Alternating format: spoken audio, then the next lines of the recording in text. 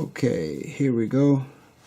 This is where it is on the, sorry about the light,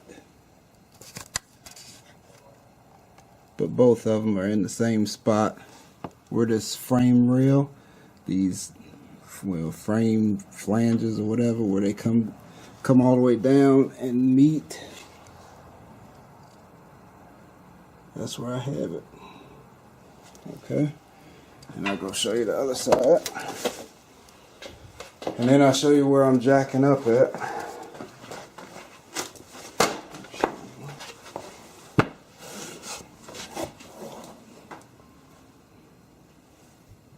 Again, I followed this seam, and then where the seam turned, and I could get a whole lot of meat there. That's where I put it on the frame. And now I'm going to start jacking up the back. You got to go one side at a time. I have to move. Now I need to move this jack. Put it to the back. And where you, let me show you where you grab them. That's where you have to grab it. Just right there. Because you don't want to hit anything. You don't want to hit that. There's a brake line, a few I can't hardly see. But it's just on that lip. And the car says lift here. Same thing in the back.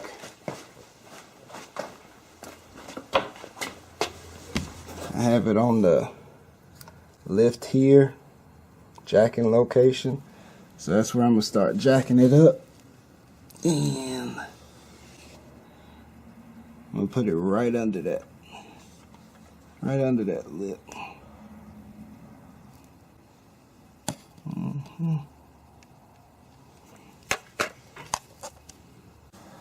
And on all of these, you want to make sure that you have it where it's not hitting any of these hoses or lines that are beside the frame seals or the jacking locations. Okay, on all four jacking locations, make sure you have your jack just the edge of it you're catching. Okay, and that's enough. Because all I'm going to use this for is to lift it. And then I'm going to put it onto the jack stands. I'm going to put some jack stands in the back, and I'll show you those locations here too. Alright, let me start lifting it. Alright, YouTube. Okay, here is the final situation. I have all four jack stands installed. I used 6 tons at the front just because they were already taller. I didn't have to extend those arms so much. But again, those are the locations on the frame rail. I just followed that seam there from under the door around to where it curved and hit that intersection with the crossbar. I figured that would be strong. That's where they tie in.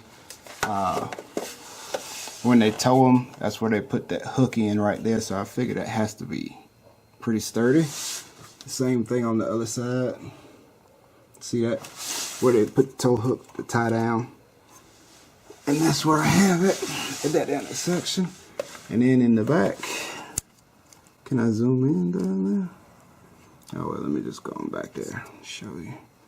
2 jack stands, and I use plywood on the floor just because I had those concentrated loads. Have the concentrated loads from the jack stand, and I'm working in a tight garage. I live in a townhome, so it's not like I have a bunch of space. So you can totally do this in your yard. Oh, and this third one that I have on the differential, the only reason it's there is in emergency. You see it's not touching the differential. I left the finger space in there. So, see my fingers in there. Just in case one jack gives way it'll fall on that pumpkin, and of course you don't want to be jacking on your pumpkin, your differential, so that's just there as a spare, as a safety. Alright, in the back, this is where I have, it's two frame seams right there, and I just put the jacks on those two seams.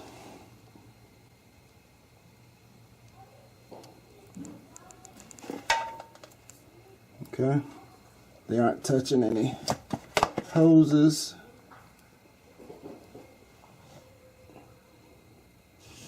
Okay, and I think you have it from there, folks. The two at the front, two at the back, and this emergency one just in case. Okay, and that's it.